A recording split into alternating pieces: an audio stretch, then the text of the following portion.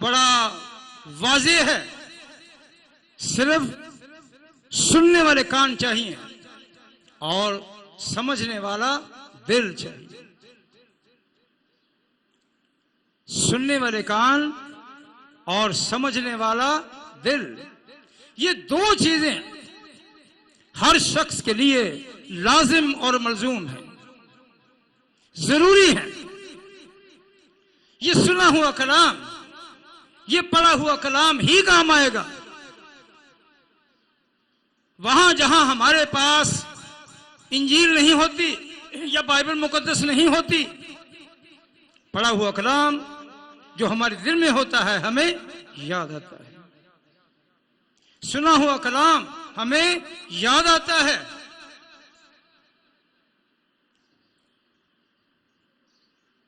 तुझ पर फजल हुआ है, इसके मुतालिक गौर करेंगे। कलाम मुकद्दस में लिखा है कि खुदा का मुकर्रब फरिश्ता जिसका नाम जिब्राइल है,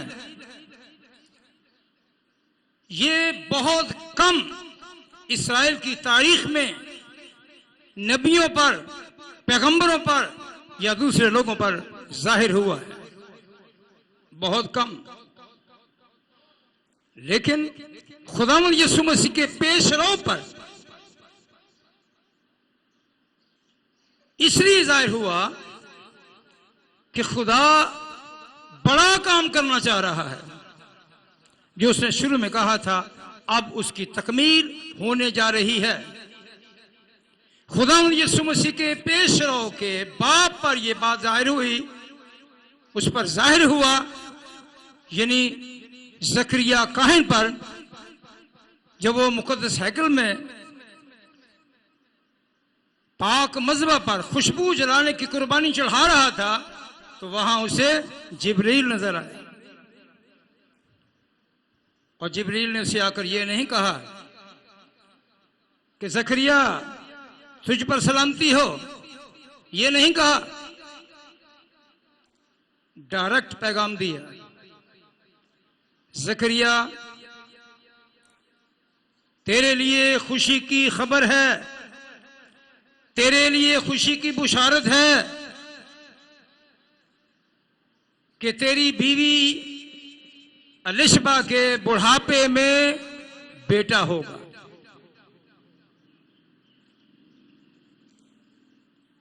और तू उसका नाम यूहन्ना रखना। नाम भी पहले आता है, उसका नाम यूहन्ना रखना। आगे की तफसीर उसे नहीं बताई गई। और लिखा है कि जकरिया खुदा की हैकल में डर गया, घबरा गया। जिब्रील ने कहा, डर नहीं, मैं जिब्राइल हूं जो खुदा के हुजूर में खड़ा रहता हूं। मैं खुदा का पैगाम लेकर तेरे पास आया हूं। तो उसने उज़र बयान किया कि मैं और मेरी बीवी बड़ी उम्र के लोग हैं, ये कैसे मुमकिन हो सकता है। जिब्रील ने उसे कहा कि खुदा ताला सब कुछ कर सकता है, बस तू इस पर यकीन करेगा। और इसका निशान मैं तुझे दिए देता हूं, जब तक ये बच्चा पैदा नहीं होता तब तक तू गूंगा भी रहेगा और बहरा भी रहेगा।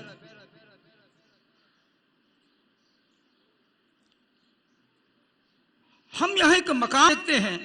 इसके बाद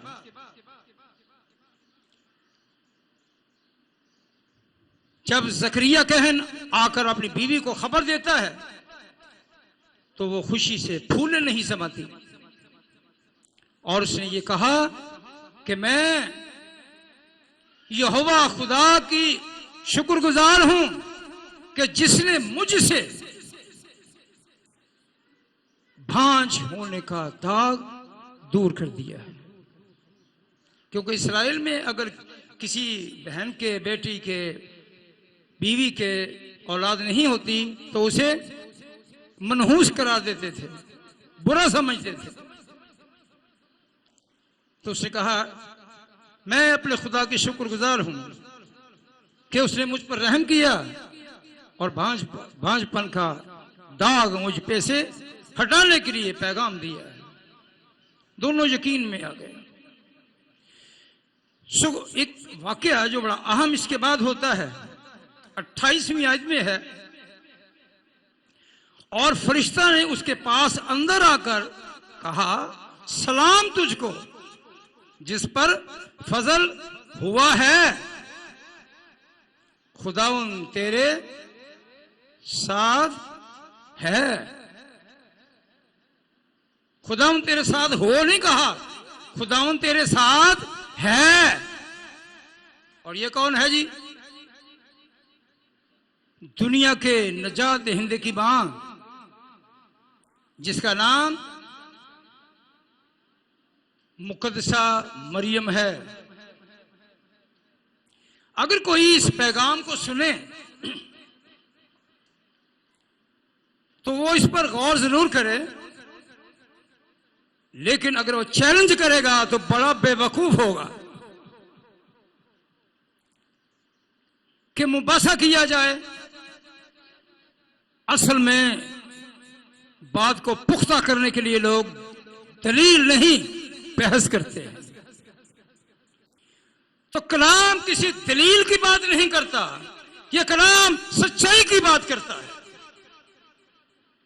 कलाम को दलीलों की जरूरत नहीं है, यह इलाहियात है, और इलाही किसी की दलील को कबूल नहीं करता। तो बताना यह चाह रहा हूं, अगर कोई शख्स इस मुगालते में आ जाए कि शायद मैं कोई नुक्स निकालने लगा हूं, तो इस बात पर आमादा रहे कि अगर मैं ये कुछ भी बता सकता हूं तो मैं बहुत कुछ बता सकता हूं। लेकिन ये बताने का मकसद ये नहीं है कि मैं किसी को हेच करना चाहता हूं, या किसी को नीचा दिखाना चाह रहा हूं, या अपनी अलमियत दिखाना चाह रहा हूं। नहीं, मैं खुदा का आजिज बंदा होते हुए सच्चाई की तरफ ध्यान दिलवाना चाह रहा हूं। खुदा के बड़े फरिश्ते ने मुकद्दस लूका की इंजील पहले बाब के 28वीं आयत में, खुदा के बड़े फरिश्ते ने, जिसका नाम जिब्राइल है, क्या नाम है उसका? जिब्राइल। उसने खुदा का पैगाम दिया,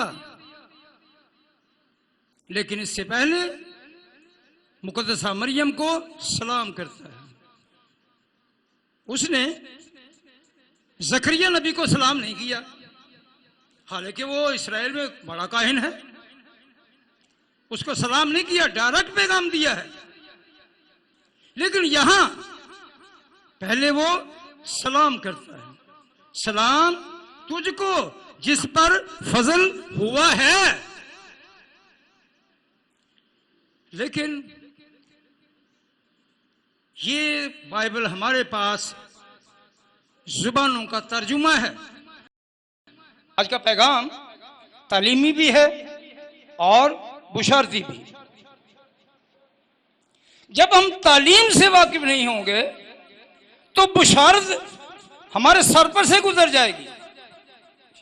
सबसे पहले तालीम है, रूहानी तालीम है, उसके बाद बुशारत है, ताकि जो बात कही जाए उसको समझा जाए।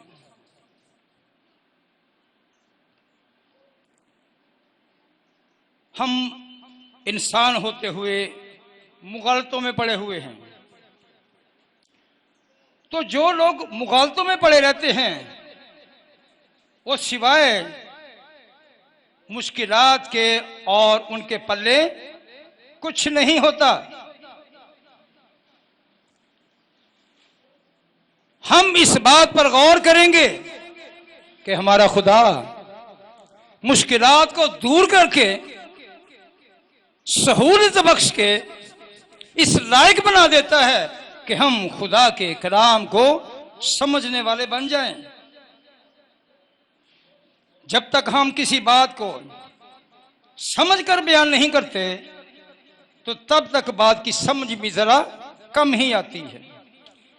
और जिनको समझ नहीं आती वो चैलेंज करते हैं, मैं बहस कर सकता हूं, फलान ये गलत बोल दिया है, और भाई पहले खुद तो ठीक हो लो, फिर दूसरों को भी देख लेंगे ठीक करने के लिए।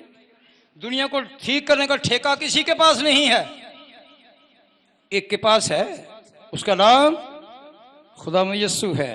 हालेलुया, उसका नाम खुदा यीशु है, जिसके पास पूरी कायनात को ठीक करने का ठेका है।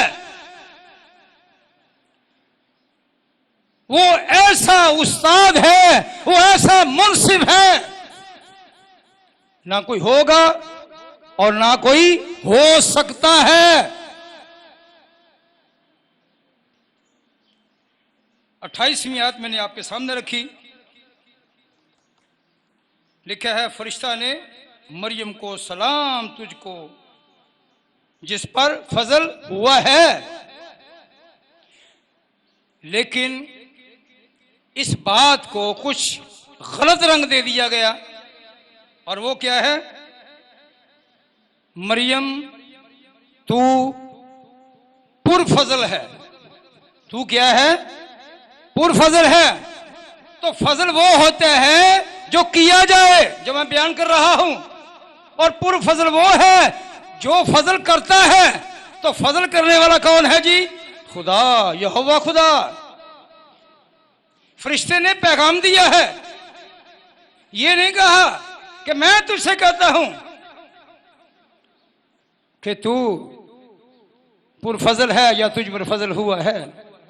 वो तो पुरफजल का पैगाम लेकर आया है।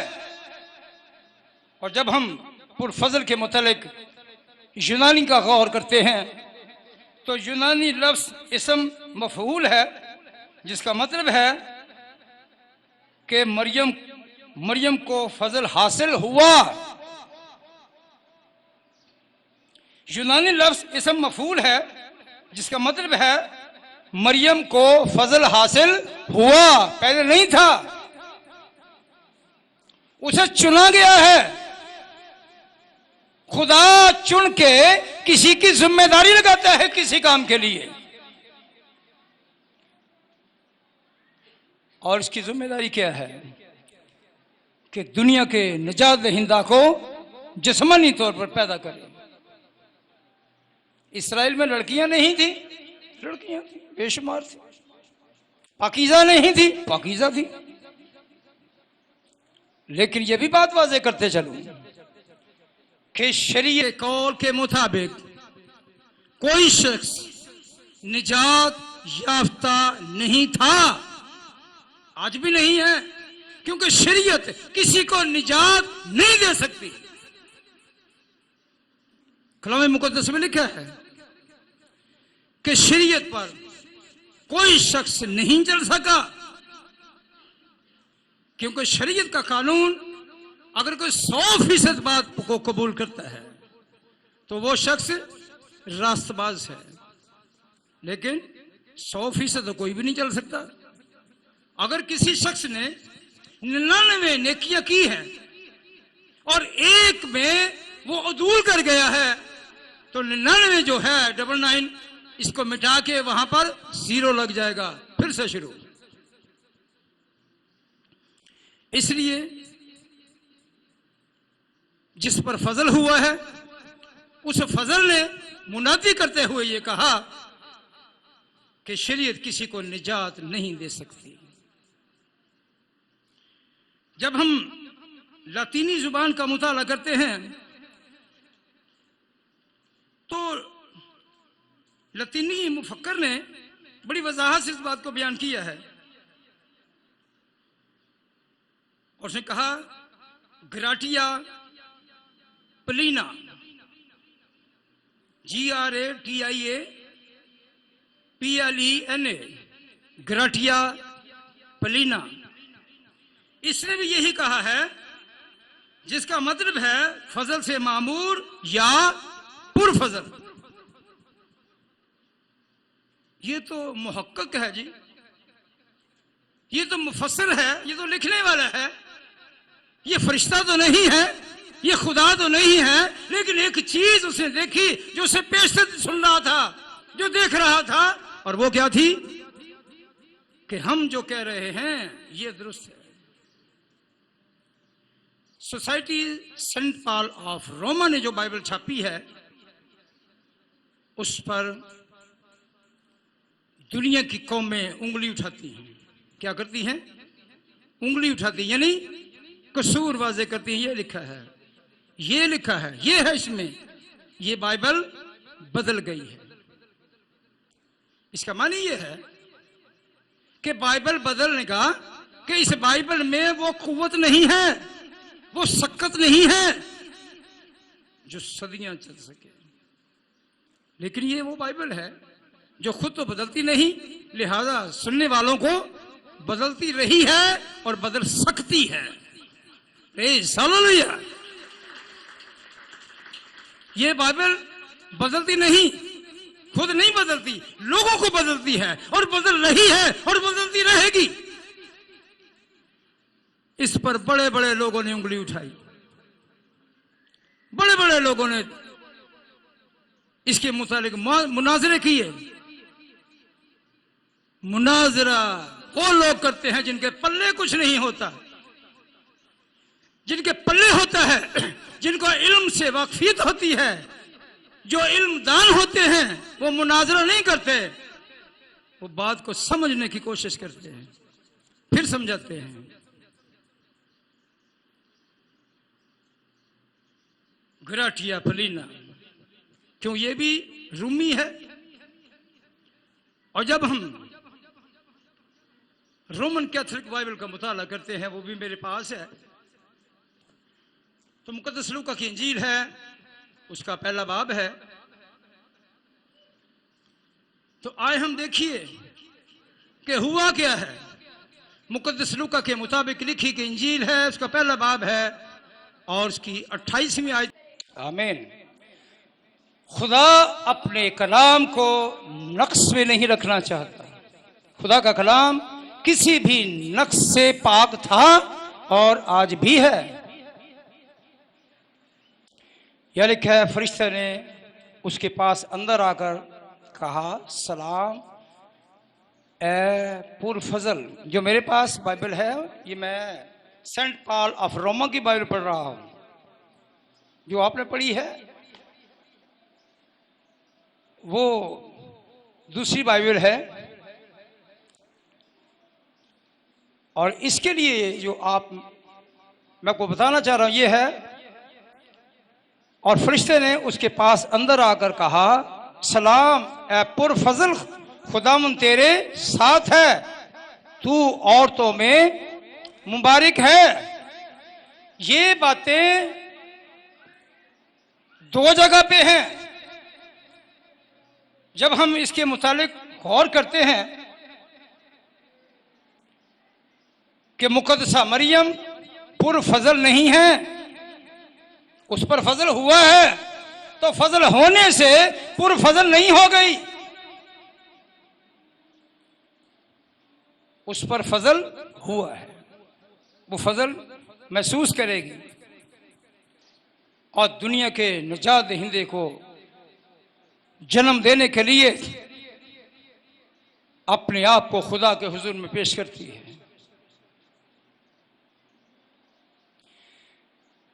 दूसरी बात हम देखते हैं कि छठे महीने में मुकद्दसा मरियम अपनी खाला को मिलने के लिए जाती है। छठे महीने में, ये छठा महीना क्या है जी? छठा महीना अलिशबा का हमल है। छठे महीने में नासरत से मुकद्दसा मरियम अपनी खाला को मिलने जाती है। अलिशबा उसकी खाला या मासी है। तो लिखा है कि वहां जाकर उसने कहा, सलाम। मासी से क्या कहती है? अलिशबा से किसने कहा सलाम? मुकद्दसा मरियम ने। निरी मरियम से नहीं, कुम्मले की लड़की है। हमारी यहाँ ये तो प्रॉब्लम है, हम यसु यसु करते फिरते हैं, मरियम मरियम करते फिरते हैं, मूसा मूसा करते फिरते हैं, ये नहीं कि हमें अकल ही नहीं है। हमें अकल एक चम्मच तक तो लेनी चाहिए सुबह शाम, क्यों साहब? फिर हमारी अकल की ताकत बढ़ेगी। आप किसी वाकफकार को तुम करके बुलाएं, जो पर ज्यादा वाकिफ नहीं, गले लग जाएगा। तो ये तो कादिर मुतलक के वो सकूत हैं जो इस्तेमाल किए गए हैं। क्यों शाहरुख साहब, इनको ऐसे ही बुलाना चाहिए। ओ मरियम ने यसुदी माँ काली से खेडन रही सी, वो क्या है? मुकद्दसा है। हालेलुया। वो क्या है? मुकद्दसा है। मुकद्दसा हुई है। हजार लाखों लड़कियां मौजूद थी, जिनमें से एक को चुना गया और उस पर खुदा का फजल हुआ।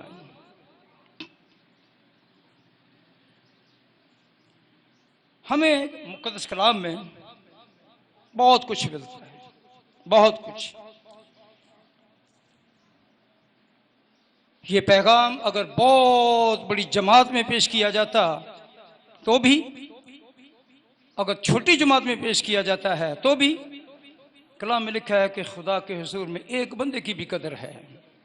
एक की, दूसरे की तो बाद की बात है, एक की भी बड़ी कदर है। वो नहीं चाहता कि कोई हलाक हो, वो क्या चाहता है कि सबकी तौबा तक नौबत पहुंचे। वो बख्शना चाहता है, वो अपने जैसा बनाना चाहता है, अपने साथ रखना चाहता है। प्लीज लोगों को साथ नहीं रखना चाहता। वजह क्या है? वो पाक है तो प्लीतन ना रखेगा, मुकद्दसों को साथ रखेगा, पाक लोगों को। बहरहाल मैंने आपको इसका यूनानी भी बता दिया है, लातीनी भी बता दिया है। इसमें दो नकात हैं जो मैं आप तक पहुंचाना चाहता हूं। नंबर एक, फरिश्ता ने मुकद्दसा मरियम को ना तो सजदा किया और ना उससे दुआ मांगी। लिख सकते हैं तो ये पॉइंट लिख लें, आपके काम आएंगे। इसके दो नकात हैं। पहले नकात में क्या है? फरिश्ता ने मुकद्दसा मरियम को ना तो सजदा किया और ना उससे दुआ मांगी, सिर्फ सलाम किया। तो साथ ही पैगाम जो लाया था दे दिया।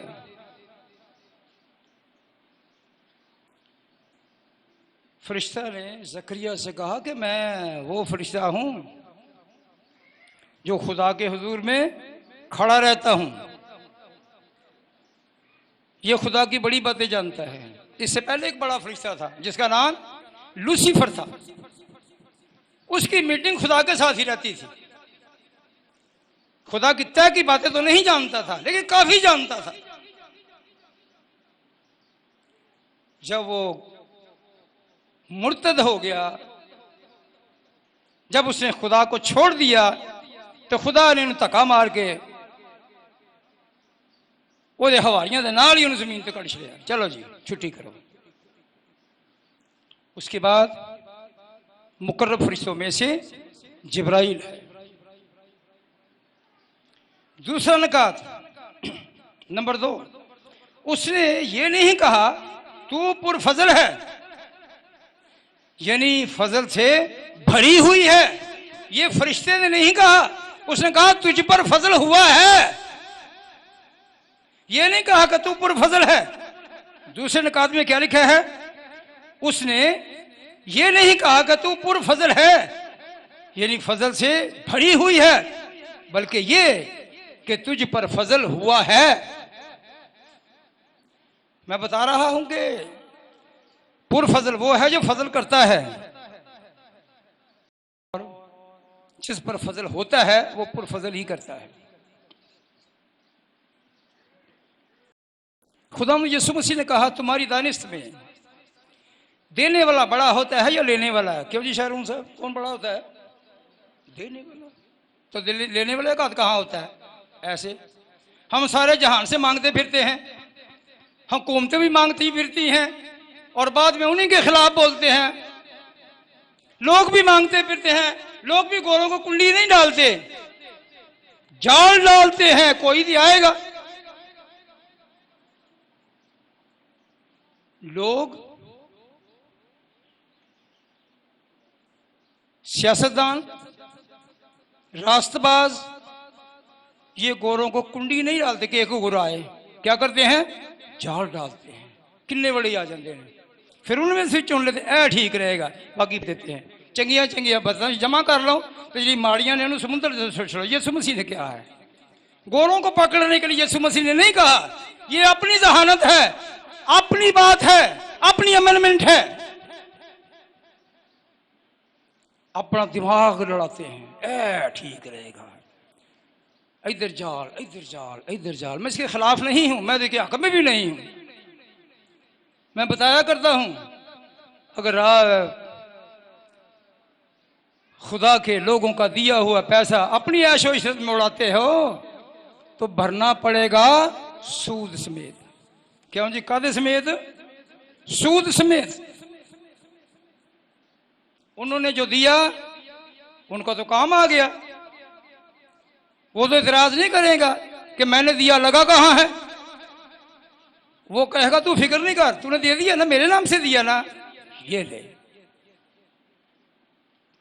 तो जिसने लेके ऐश उड़ाई, साइकिल बड़ों ने कभी नहीं देखी थी,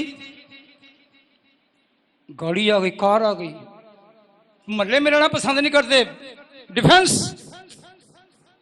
बड़े बड़े ख्वाब, महंगे महंगे सूट, गर्मियों में पहन के घूमते फिरते हैं, एसी गाड़ियां। मैं उनसे कहता हूं, अच्छा समझे या बुरा समझे, आपको भरना पड़ेगा सूद समेत, इसलिए कि आप इसी रकम को, इसी रुपए को अपने लिए, अपनी औलाद के लिए और अपने मुस्तकबिल के बेहतरी के लिए इस्तेमाल करते हैं, खुदा के लिए नहीं करते। तो बुरा मनाए तो हजार दफा, बेवकूफ जाहिल जिसे कहते हैं वो सीधी बात को बुरा ही मनाता है। मैं पोस्ट में एक दिन पढ़ रहा था, 3 लाइनें उसने खींची, मैं फेसबुक की बात कर रहा हूं, उसमें लिखा था जो काम करने वाले हैं यानी अमल करने वाले हैं उनके पीछे कोई भी नहीं होता, बिल्कुल खाली कल नहीं खलोता। तो झांसा देने वालों के पीछे लाइन लगी होती है, तनकीद करने वालों के पीछे लाइन लगी, लंबी लाइन, तनकीद, ए नहीं ठीक बोलिया, ए नहीं ठीक बोलिया, ओ ठीक नहीं सी, इंज हुंदा है, उंज हुंदा है, यानी कि पूछते हैं तेरी कितनी तालीम है, तालीम तो मेरी कोई नहीं, मैनू खुदा राती दस जांदा है। 2 नकात मैंने आपके सामने पेश किए। पहला क्या है जी, नंबर 1 में फरिश्ता ने मुकद्दसा मरियम को ना तो सजदा किया और ना उससे दुआ मांगी। लोगों को इस तरफ लगा दिया गया है कि मुकद्दसा मरियम से दुआ करनी है, वो सुनती है, वो नहीं सुनती। मुकद्दसा मरियम के मुतल्लिक जब गौर करें तो यीशु मसीह के शागिर्दों में वो थी और वो लोगों के लिए दुआ कर रही थी। पढ़ा कभी किसी ने अमाल की किताब पहले बाब की 12वीं आयत में, पढ़ा कभी किसी ने? वो दुआ नहीं कर रही थी, वो सबके साथ मिलकर दुआ कर रही थी। बात में फर्क है ना जी, वो लोगों पे हाथ रख रख के दुआ नहीं करती।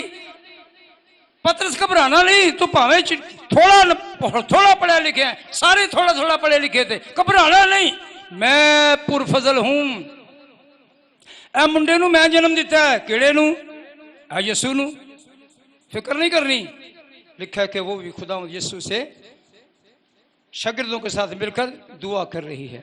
जब पाक उतरा है तो वो शागिर्दों के साथ है, वो मुनादी नहीं कर रही लेकिन शागिर्दों के साथ है, इसलिए कि उस पर फजल हुआ है, ये जितने थे सब पर खुदा का फजल हुआ है।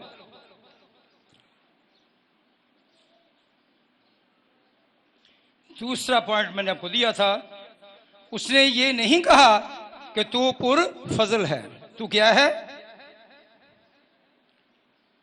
तुझ पर फजल हुआ है, तुझ पर फजल हुआ है। मैं तालीम याफ्ता नहीं हूं लेकिन मुझे तालीम दी गई है, हम सबको तालीम दी गई है।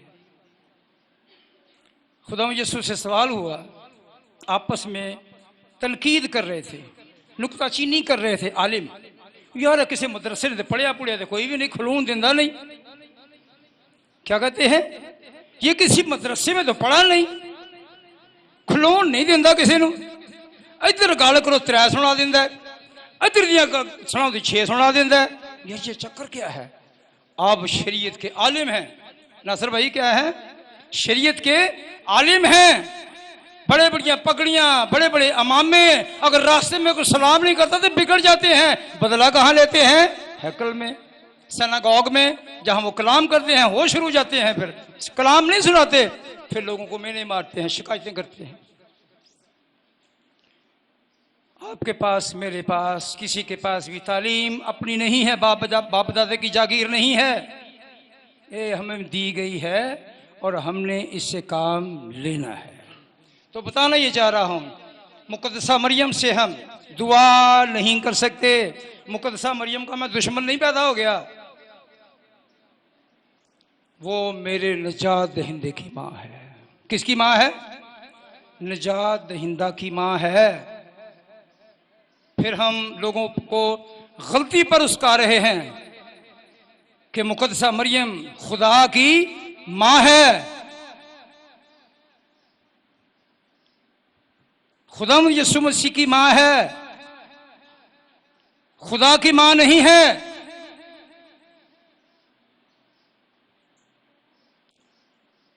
खुदा की माँ नहीं है। तो हमने उसको एक और दर्जा अपने पास ही दे दिया। अब तो क्या है? खुदा की माँ है। फिक्र नहीं करता, असी तेरे नाल। कहने का मकसद ये है, खुदा ने उसे इसलिए चुना है कि उसका रुतबा मजीद बुलंद हो। खुदा ने ये सब कुछ जो मैं आपके सामने पढ़ रहा हूं, ये नबियों के वसीला से खुदा ने इस बात को वाज़े किया है कि वो इंसान की बेहतरी के लिए अपने पैगामात को भेजता रहा है, और आज भी ये कलाम उसके लोगों की रहनुमाई कर रहा है। दानियल नबी का सहीफा जब पढ़ते हैं, 7वें बाब की 16वीं आयत है और 9वें बाब की 21वीं आयत है। यहां वाज़े होता है कि जिब्राइल कौन है, इसका फंक्शन क्या है, ये क्यों भेजा गया है, ये कहां से कुछ क्या लाता है। दानियल नबी का सहीफा है, उसका 8वां बाब 16वीं आयत है, 9वां बाब 21वीं आयत है। और ये बात खुदा अपने लोगों पर वाज़े करना चाहता है, वाज़े करना चाहता है।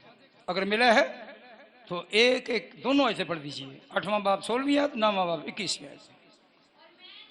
में से आदमी की आवाज सुनी, जिसने बुलंद आवाज से कहा कि ऐ जिब्राइल, इस शख्स को उस रोया के माने समझा दे। 9वें बाब की 29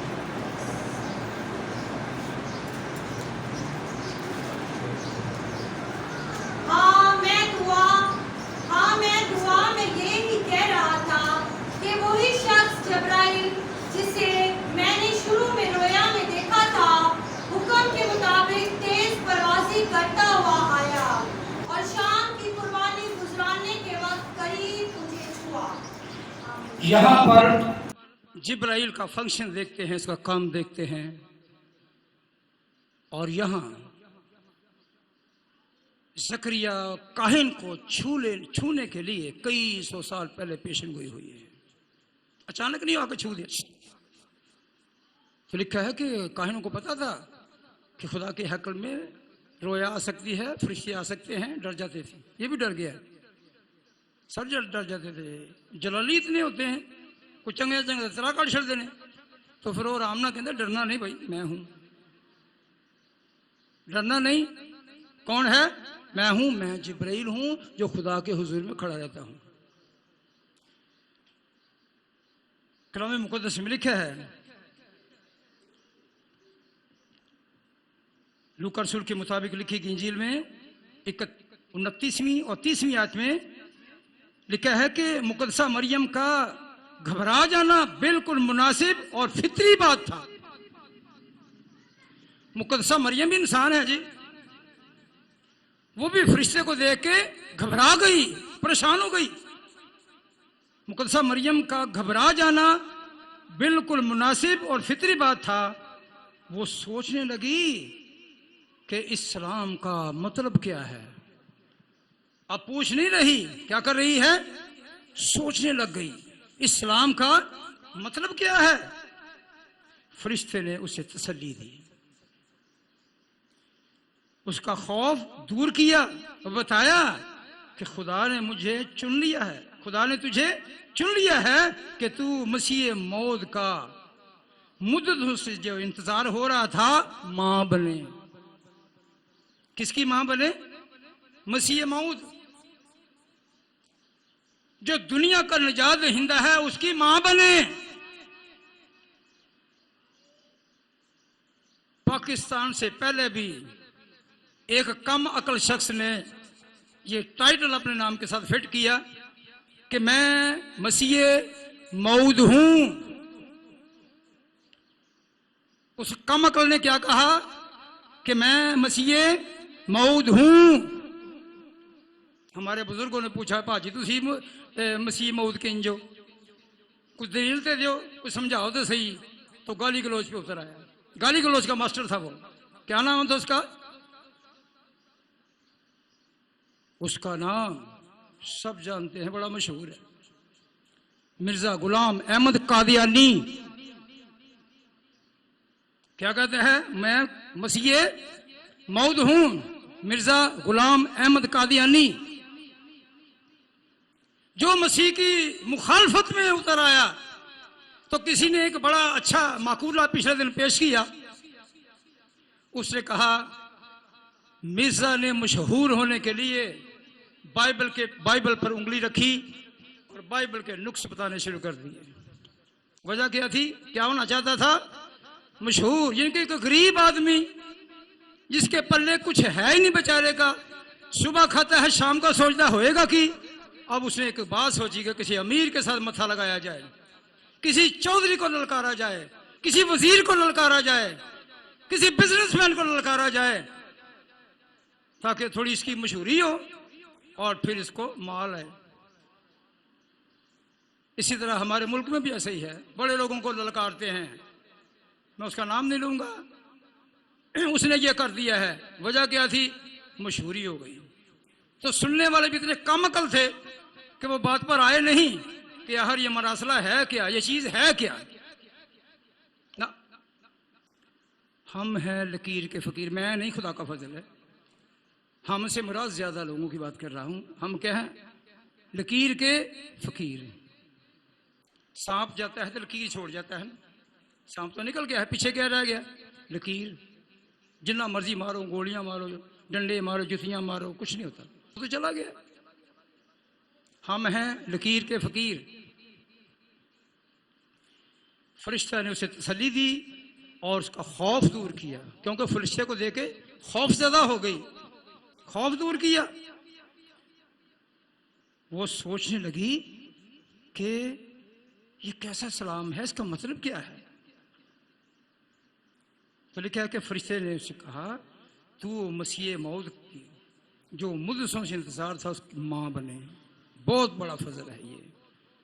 हालेलुया, हालेलुया। हौली जी बोलो हालेलुया। ये बस दुनिया के निजात दहिंदे की मां बने। मुकद्दसा मरियम निजात नहीं दे सकती, कलाम में लिखा है। मैं उसका बेटा हूं, मैं उसका मुखालिफ नहीं हूं। मुकद्दसा मरियम मेरी मां है।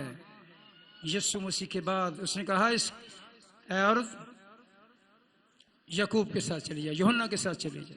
कहा ये तेरी मां है। उस लिहाज से मुकद्दसा मरियम मेरी मां है, शागिर्दों की मां है।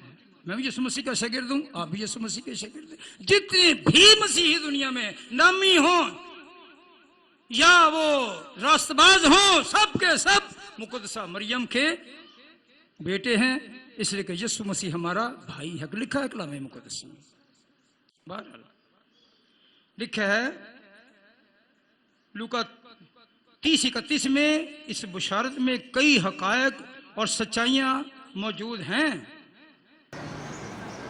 लिखा है कि तू हमला होगी और तेरे बेटा होगा।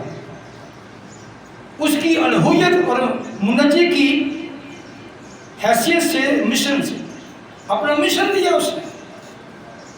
लिखा है मत्ती की इंजील और उसके पहले बाब की 18वीं आयत में कि तू उसका नाम यीशु रखना, तू उसका नाम यीशु रखना। कानून से कोई बुझे तो उसका नाम यीशु रखना, इधर कोई पछतावा नहीं है। तो उसका नाम क्या रख साथ रखना है। तो मेरे तो स्लो बोले इस सफर का क्या है ना, साथ को तो उसका नाम यीशु रखना। तो वहां लिखा है यीशु का मतलब है कि वही अपने लोगों को निजात दे। तो असल में है क्या, असल में है क्या, वही अपने लोगों को निजात देगा। तो असल में है क्या, यीशु का मतलब है यहोवा निजात दहिंदा है। पढ़ा कभी, सुना कभी? असल में क्या है, तर्जुमे में क्या आ गया, अरामी से हमारे पास, अरामी से जब यूनानी में तब्दील होने लगा तो क्या आ गया हमारे पास, ये आ गया यीशु का मतलब है कि वही अपने लोगों को उनके गुनाहों से निजात दे। तो असल में है क्या कि यहोवा निजात दहिंदा है और वही है। हम अपनी तशरीहात ना करें, हम अपने कवाल को लोगों तक ना पहुँचाएं, अपनी तवीलें ना करें, लेकिन जो इल्हाम से आया है उसको समझने की कोशिश करें। ये क्या कि तू निजात दहिंदे की माँ होगी, उसका नाम यीशु रखना बताया गया है, यूहन्ना भी उसका नाम बताया गया है, यीशु भी नाम बताया गया है। यहाँ लिखे है यहोवा का मतलब, यीशु का मतलब है यहोवा निजात दहिंदा है, निजात दे सकता है। और वो कौन है?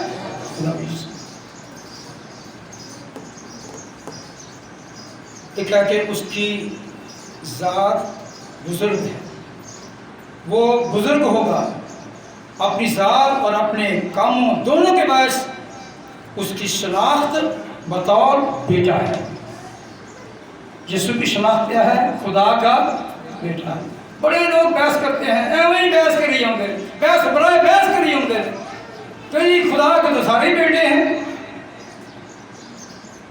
तो मैं कहता हूँ उनमें तू नहीं उसका बेटा।